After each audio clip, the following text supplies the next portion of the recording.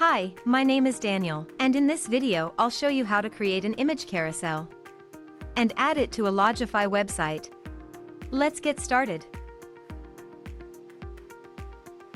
The Image Carousel widget is a great addition to any website.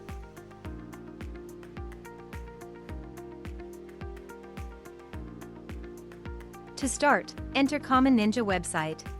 Choose your widget from our large collection of widgets. And once you've entered the widget page, click on the Create button to enter the editor. Here, in the editor, you can edit the content. Select a layout. Customize the look and feel. And change the settings.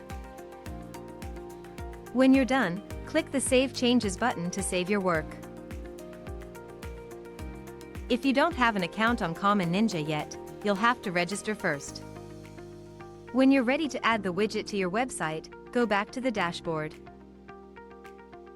Now, on the dashboard, you'll see the widget you've created. Click on the Add to Website button. In the window that opens, copy the code. And close the window. Remember, you can always return to the widget and keep on editing it. Now, let's head to the Lodgify editor.